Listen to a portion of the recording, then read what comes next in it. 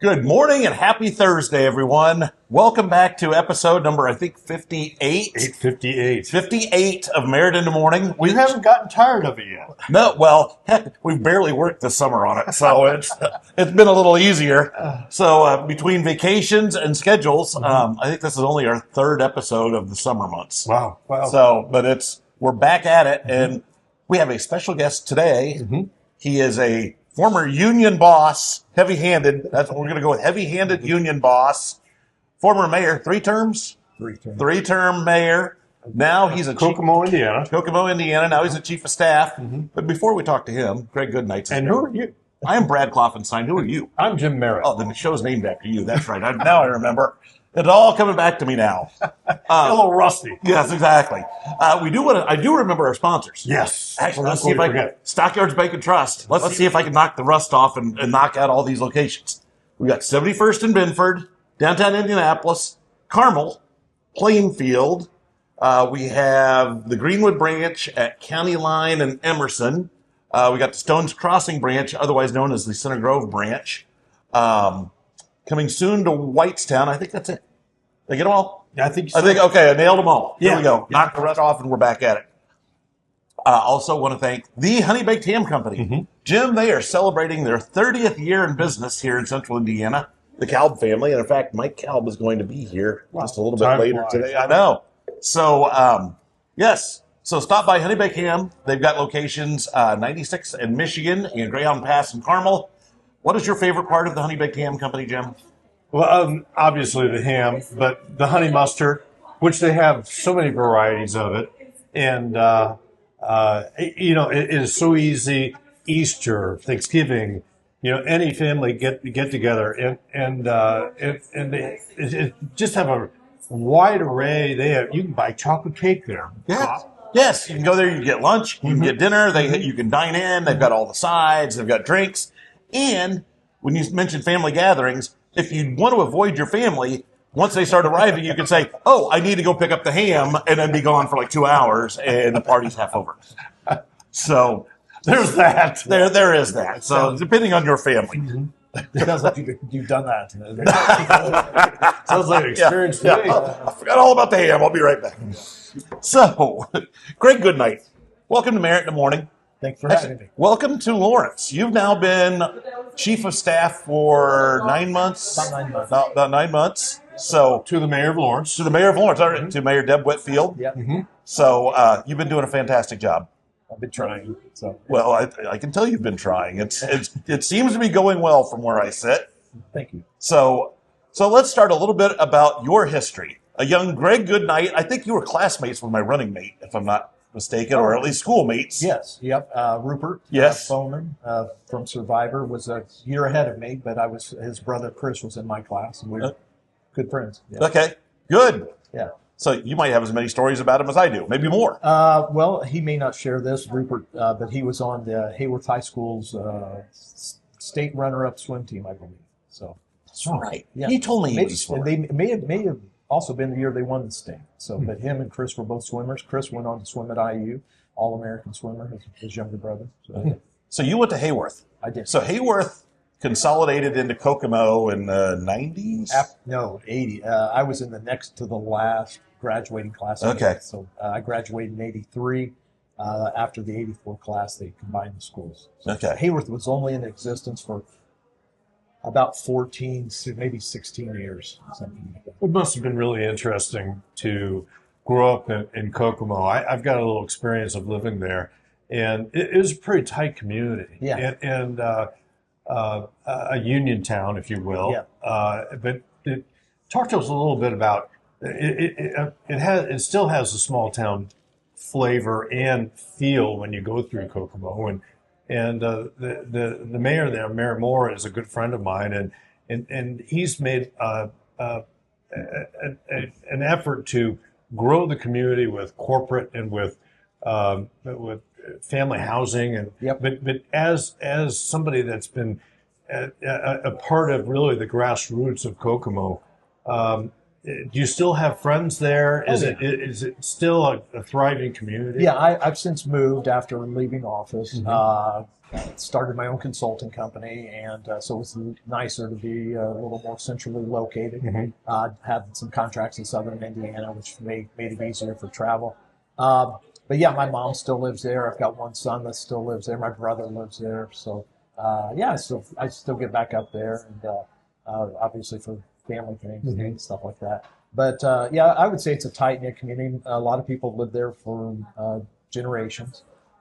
Interesting fact: when I was mayor, sometime in that they stumbled across an old parks and recreation plan that was put together in 1971, the Parks Plan. But it gave some demographics, and Howard County, Kokomo, was the second highest per capita income, had the second highest per capita income in the 1970 census. And I'll put you two on the spot to take a guess at this. Which county do you think had the highest per capita income in 1970 in Indiana?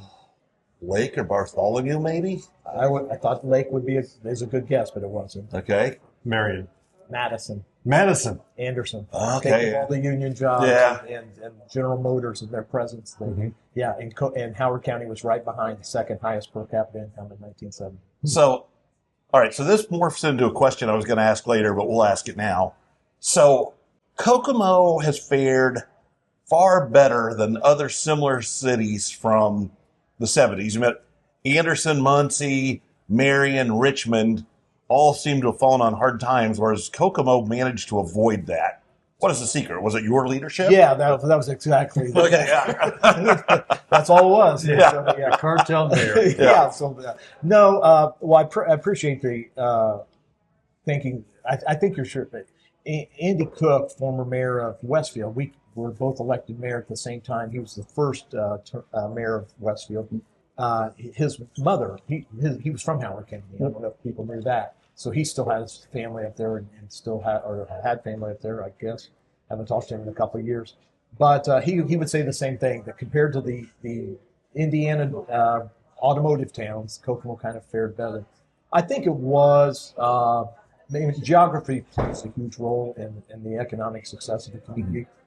So we were always tied to Indianapolis within an hour, and more importantly, I always thought it was a benefit. We were tied to the northern suburbs, which were the more affluent areas. So Right. Close proximity to that kind of fed off that energy. I think it put us in a better position, but we still had to make a lot of the right decisions. And we've had some good leadership up there from our state reps and current mayor, and we always had a really good city council. I mean, they were just took their job very seriously, and so yeah. Now, there's some notable names statewide now that were on your city council, correct? Mike Karakoff, I know. Yeah, he served. We served. So I had 2 terms on the city council before I became mayor, and we were on the city council together. My last term, he was elected, and so we served on the city council together. Now I think he's the number 3 person in the. He's done very well in the House. Yeah, House of Representatives. He's a leader there. Yeah, he's a leader in the House. So he's done. He's done very well for himself. But we had Doc Lyda, who's now deceased. But we had a lot of just Senator Buck has done a good job for Kokomo. been around for a long time. Yeah. Buck, so yeah. You know, when the federal government decided to close the fort, and we had the BRAC Commission, and that was very difficult to be the state senator for the area. I can tell you that much. But we teamed up with Grissom. Oh, okay. And we felt as though that if they're going to think about closing Fort Harrison, they're going to think about closing Grissom. Right. And Tom Weatherwax and I, Oh yeah, I know Tom. and Jim Buck, and you know, we got to know Mayor Daley and a lot of different people, and we tended to team up a little bit. Yeah. And I always felt like Kokomo and Grissom and Peru and those they work together in some regards. Yeah, no, my wife's from Cass County, just outside of Logansport, and so I always had good relationships with 3 different mayors while I was in office. Mayor Fincher was finishing his 2nd term. Mayor Franklin was in during my middle term, and then Mayor Kitchell. So I had 3 different mayors of Logansport, but always had a good relationship with them. And Mayor Walker in Peru as well. We had a pretty tight-knit group. Mayor Siebel was a part of that group from former mayor of Marion. Yeah. And it's a lot like, I think, to get back to Lawrence a little bit, there are so many stresses on local government right now. And I think the job of mayor, the job of city council is harder and more intense than it ever has been before. And I talk a little bit about with Lawrence and what. Well, I think you're exactly right. In fact, I had that conversation with the mayor yesterday. We have one-on-one, try to at least once a week, where kind of shut the door, let's regroup, make sure we're getting things done. And it's not, as I explained to her, it's a hard job on the good days. When the sun's shining, there's no problems, there's no, big fires or tornadoes coming through, whatever it may be. It's still a hard job. And it's not getting easier. I'm not, don't want to sound like a complainer, but I think some of these modifications with property tax reform, it's good for some of these people that are paying large tax bills, but putting your cities continually in pinches and scraping and clawing to get resources, I don't think it's a good long-term strategy. Places like Kokomo and some of the mid-sized cities have fared okay, but you get out and kind of off the beaten path, some of the places in southern Indiana, northern Indiana that are not connected much to a metropolitan area, and they don't look so good. I don't want to call any of them out, but you kind of go through those towns and you they have seen their better days, and there's not a... Well, you look at Bloomington, Indiana. I mean, the lifeblood is Indiana University and Cook. Yeah. But then you look at a different place, like when you think about Richmond. Yeah. Obviously they've got Erland there and IU East. But those communities are not dying on the vine, but they're not growing. They've had better days. Yeah. And their population's growing older. Right. And that's in population. I kind of track those census counts. I think, I don't know, I heard the term originally from Dr. Hicks at Ball State University of voting with your feet. I don't know whether he coined that or picked up on it somewhere, but it tells you a lot. I don't think it tells you everything, but it does tell you a lot of if your population's growing, declining, or stagnant. And there's a lot of those. And then you get into even these smaller communities, these communities of 5,000 people or less, and they just, the local grocery store's gone. There's no local bank. The schools have been consolidated. IPS was 106,000 students when I was in school. Yeah. Now if it's 40, I'd be surprised. So you just wonder what's it going to look like in 10 years, 20 years, and it's hard to get people. In today's climate, whether you're a mayor, whether you're a state rep, people are very demanding, and it's and you're not getting in some of these places. I don't know if you're getting the best people running that have that servant's heart and the community at its best interest at heart. I see that. So it's interesting. Over the weekend, I was down in Rushville. Just Saturday night, they had an outdoor concert series and went down there. And Rushville's downtown, like there's a number of downtowns where their downtown is really rebuilding, and Rushville is one of them. But I was talking to their mayor, Mike Pavey. Mike Pavey's great. Oh, I love Mike Pavey. But I was just asking him and John McCain, and I'm like, all right, what's been the catalyst to this? And it was funny. They said, we lost our Walmart, which people thought the sky was falling when that happened. But within a year, everybody else kind of filled those gaps. Oh, nice. But these are all the locally owned businesses now. Nice. And it turns out... So it's come all back around. It has come back around to where, the best thing that happened to their downtown was that Walmart went away. Yeah.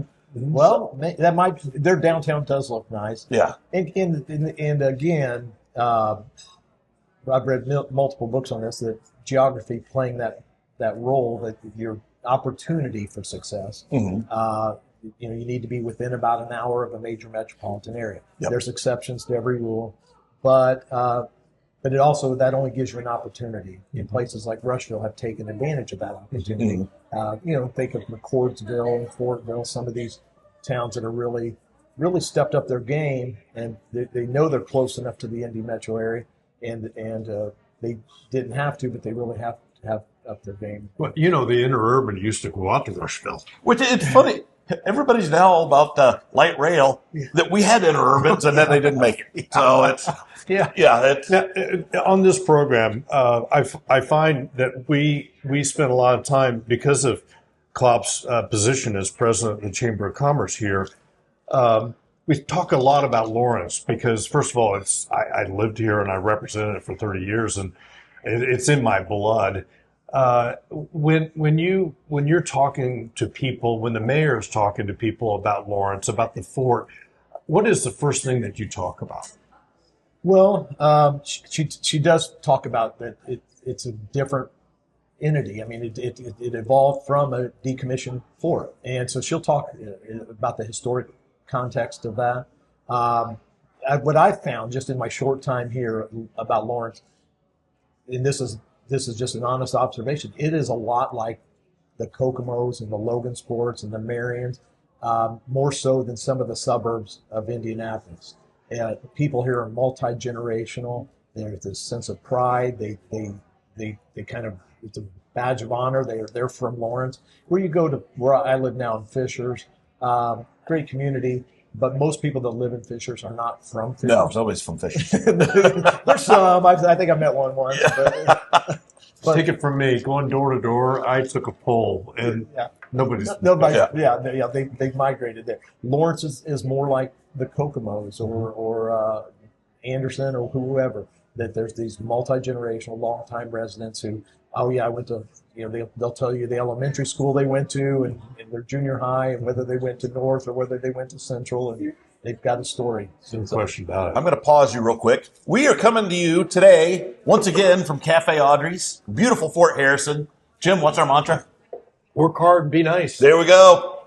We want to thank our sponsors, the Honey Baked Ham Company, locations at 96 in Michigan and Greyhound Pass in Carmel, right in front of the huge Menards. Yes. So when you're in the Menards parking lot, if you're looking out of the store, you're looking at the Honey Baked Ham Company. Yes. So stop by and grab lunch or grab something to take home. Mm-hmm. Wife will love you. Also want to thank Stockyards Bank and Trust, location 71st and Binford, Carmel, downtown Indianapolis, Greenwood at County Line and Emerson, Center Grove down by Stones Crossing, Trafalgar, and coming soon to Whitestown and beyond. They're growing. No question. And their stock price has been doing really well, Jim. Great bank. It is. They are a great community bank, and yes, we love that they were. I think they were our first paid advertiser. Yeah. So thank you very much, Paul Lamone, for getting on board with Merritt in the Morning. All right, back to our guest, Greg Goodnight. So, Greg, little Greg Goodnight, coming out of high school, fresh-faced, did you immediately get into the steel business? No, it was a few years. Back, of course, you got to remember, 1983, the economy was not chugging along, especially, or at least in Kokomo. It was a lot of struggles. A lot of my parents, neither one worked in the automotive industry, but so many of my friends, neighbors, things like that. So it was a tough time. So immediately, I was working at Marsh Supermarket, bagging groceries. Then started working midnights on the stock crew, and then within a few years, I actually hauled asphalt for a few years in heavy highway construction. And then started working at Haynes International, which is still in business up there, stainless steel manufacturing. And when at the age of, I guess I would have been 32, was elected union president of a 1,200 member local, not just Haynes, but it's a pretty large United Steelworker local, 2958. Did you have to campaign for that? You do have to campaign for that. Of and course. I'd been started earlier. I'd been a committeeman in my work area and had served as recording secretary for the local. And then, I was elected. And we were in 4 counties. We were in Miami County, Howard County, Tipton County, and took in just a piece of. We had one plant in Elwood that we General Cage was the manufacturer there. So 32. That's kind of started. And for clarification, not a union boss. I was elected. Oh well, union boss. That's what it's in my head. I know. No. So I was elected by my coworkers, which I always take a sense of pride in that. Your coworkers, they're the ones that see you every day. Your good days, your bad days. When you're working the midnight shift, they in the break room, and always thought, you campaigned for it, but it wasn't with fancy direct mail or robocalls or things like that. It was getting to know the people that Hand to hand. that you spent more time with, sometimes in your own family because of the hours you worked and all those things. So, yeah, did that, learned so much from that, and took great pride. Was elected twice for that. Ran unsuccessfully. I was on the township board for the trustee board for Center Township. Got elected to that actually when I was 25. So I kind of started that. Served 3 terms on that. In the middle of my 3rd term, got elected to the city council. In between then, I ran unsuccessfully for U.S. Congress. I don't know if you remember that, Senator. Really? I don't remember that. Yeah, I ran in 2000. So I was 35, unsuccessfully. Ran against the incumbent. I think it was 5 terms at the time, 4 terms, Congressman Booyer. Yeah. So I ran against him. My take on that, it was a 20-county area, all a part of 16 full counties, partial 4 counties. I only lost 19 of the 20 counties. Only, you say? Only did not get. I was not shut out. Sounds like my mayor. Which county came through for you? Vermilion Howard? County. Oh, Vermilion. Vermilion. I won the city of Kokomo, but I did not win Howard County. Okay.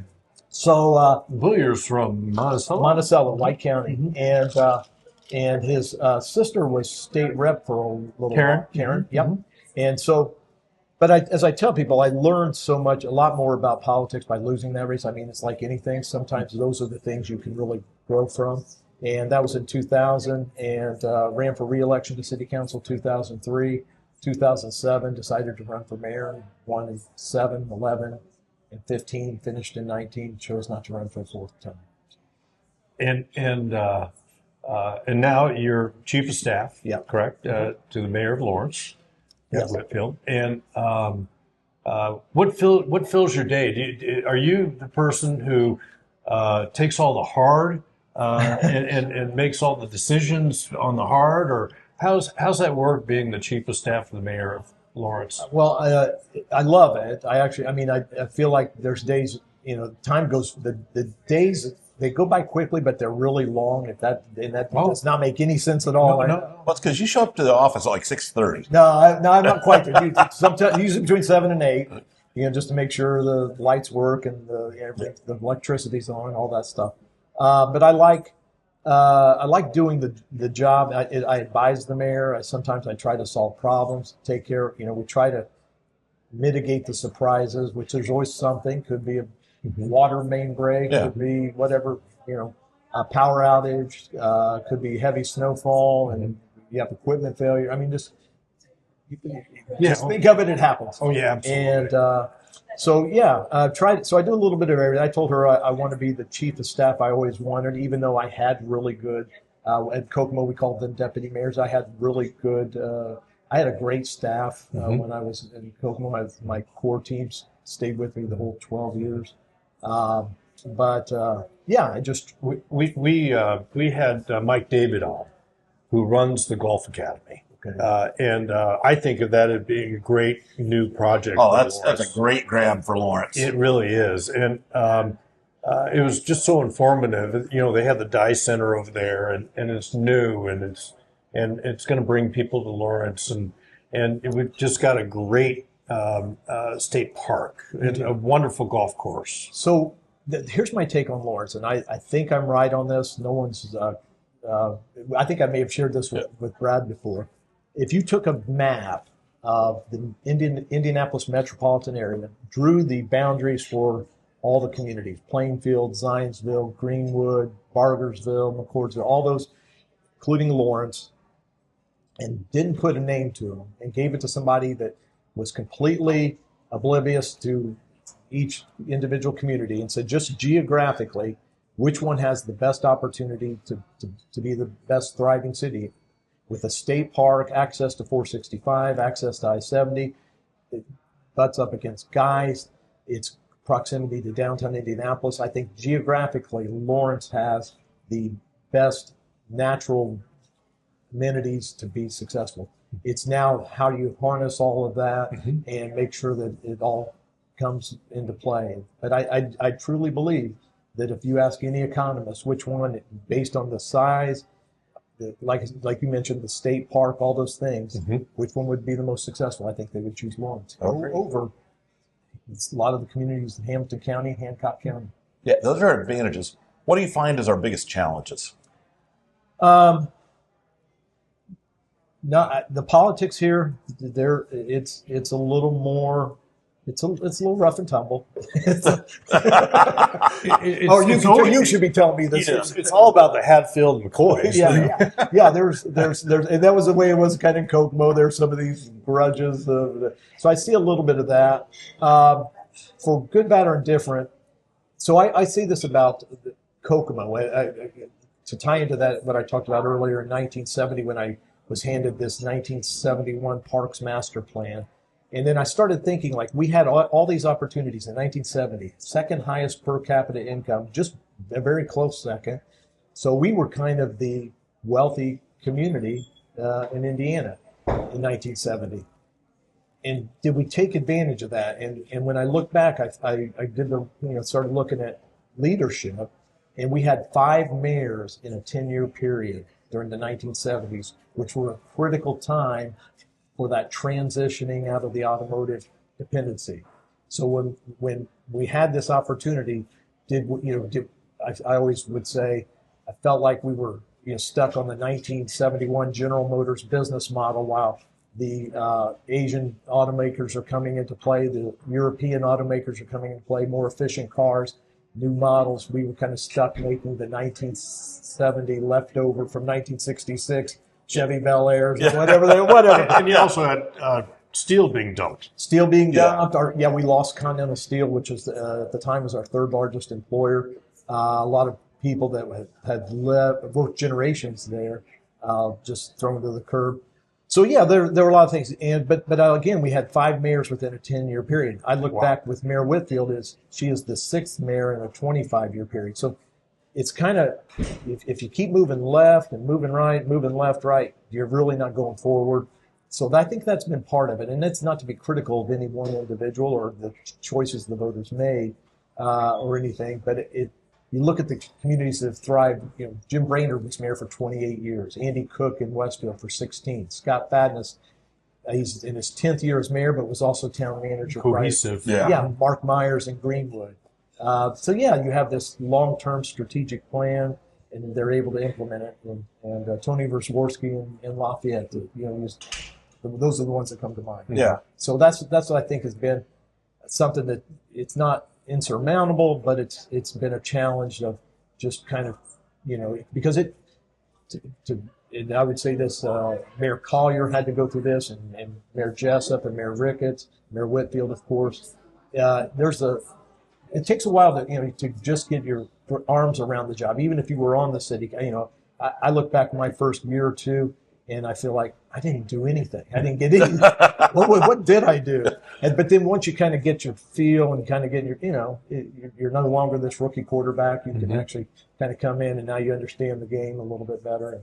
And in Lawrence, because they had so many 4-year mayors, you had Cantwell and Ricketts. It didn't give them the opportunity to get into that. If that makes the groove. The groove. Yeah, and that's just my off the cuff theory. It's interesting mindset. Yeah. So, what do you find the difference is between being mayor and the chief of staff? And have you learned things in this job that you wish you would have known when you were mayor? That's a good question. It is a real good question. So this job is better. Much better. You don't take the slings and arrows. I don't. I advise. I give the best advice that I can.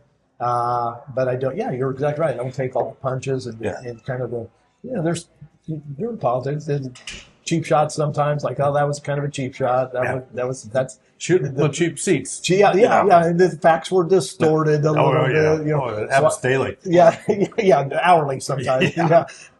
So in that respect, I like this better in that I was an elected official for 29 straight years in Howard County. Yeah. From the age of 25 to the age of 54, and in the middle of that being a union president for 6 years on top of that. So I felt like I've done enough in the public.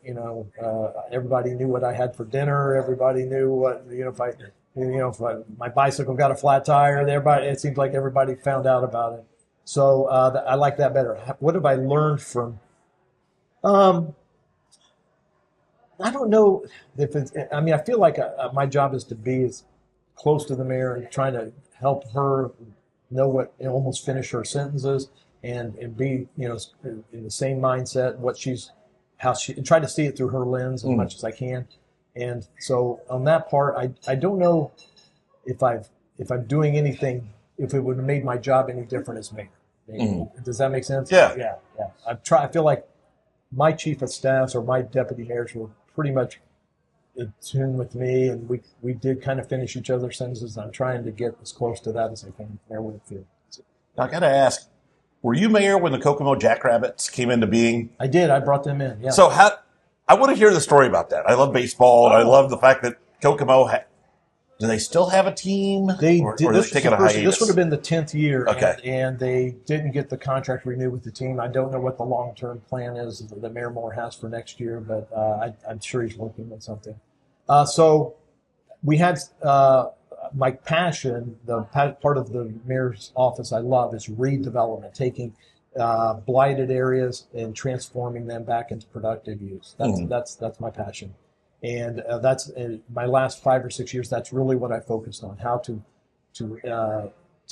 not grow the city boundaries, to not build out anymore, but to build and infill things and build up. And because of things like property tax caps and your limitations, if you have 20 taxpayers in a row of homes paying taxes, and you're already driving the trash truck down there, you're driving the snow plow down the street. It's efficiencies. Yeah. It's much more efficient. So we had some area just south of downtown that was really, unfortunately, it's probably the worst neighborhood in Kokomo, across from Memorial Gym, behind the old Kokomo High School, which is now Central Middle School. And was kind of bringing the neighborhood down. No one really lived there by choice. There was a lot of some of the landlords didn't take care of their properties. We had problems down there periodically, and at the same time, to get out of town to give myself a little break, my wife and I we would take day trips. I would spy on other cities. What are they doing in Marion? Oh, I heard about a project in Elkhart. So we started going to the South Bend, but now they're the South Bend Cubs. But at the time, they were the South Bend Silverhawks. All right. And I started going up there, and it was kind of a nice drive to go up there. I could go up there, hang out. My daughter, who's now 23, we would take her to these games. She didn't really care for sports. She ended up being on the swim team and running track, but she didn't like baseball for sure. So at the time, she's 15 years. So she's probably 7, 8, 9 years old. But they had a splash pad along the first base line. They had, so I could go there. She loved going to the games. At the end of the game, they'd let her run around the bases, so she got to go out on the field. It was a big deal. And we would go to these things. And one night, her birthday's July 3rd, and we were talking. I said, okay, I'm going to give you 3 choices or 5 choices for your birthday. And one of them was go to the South Bend Cubs game. She goes, I want to go to the South Bend Cubs game. And I thought, here's this, because it wasn't all about baseball. Minor league baseball is about community events and just being, getting out in the community, doing all these things, being a part of something. No one really paid attention to what the score was, or nobody's biting their nails if the Cubs were, the minor league teams. Yeah. I hope they weren't betting on. Maybe people do bet on minor league. I don't know. But anyways, it just told me that these family type things, there's a place for it. So I started looking at other cities. That had teams like that, and thought we have this opportunity. So we had this blighted area, and I thought, what are we going to do with this? So we kind of bought up all the properties, which we already had. The city owned a lot of because we had torn down homes there, and so we just repurposed that. So we built a stadium downtown. Once we announced it, the shovel got in the ground. These leagues started calling us about expanding their leagues into Kokomo. So that's how we went with a group out of Milwaukee. Mike Zimmerman, he owned a soccer team up there. He also owns if he doesn't now, the Milwaukee Milkmen, which is in a semi-pro, which is a little bit different kind of league. It's some collegiate athletes, some paid players. And we went with them and ended up being in the Northwoods League. So we played teams like Kalamazoo and places like that. Nice. And the stadium, so you had a hand in the design of that stadium. Oh, I had I had to a fault. Once my wife would back me up on this, that I get too involved. So I'm going to all these stadiums, taking pictures. What like this? I like this canopy. This one's not close enough to home. We need to get the fans closer to home play. Yeah. So I did. I didn't draw up the actual plan. I could not draw the plans to make sure that. But you did offer some advice. I offered a lot of advice, but I didn't decide like where the water lines would run or things like that. That was way out of my scope. So yes. Love it. So we've been talking to Greg Goodnight. He is currently the chief of staff to Mayor Deb Whitfield here in Lawrence. Former mayor of Kokomo, former union chief, not boss. President, former union president in Kokomo, and just a generally good guy. Yeah. So we appreciate having you. Yes. Thank you. It's been my pleasure. Thank you for joining us here at Cafe Audrey's. Thanks once again to the Honey Baked Ham Company, locations at 96 in Michigan, Greyhound Pass in Carmel. Jim, what's the next thing you're going to order from there? Obviously, I'm going to have a ham sandwich. Well, yeah, and they have so many different varieties there, and they have Hawaiian bread. I mean, it is a great place to stop and have lunch inside. It's not just takeout. Yeah, they also have like turkey and chicken. Yeah, I mean they have all the meats. They do. So sides and otherwise. So stop by. They will take great care of you.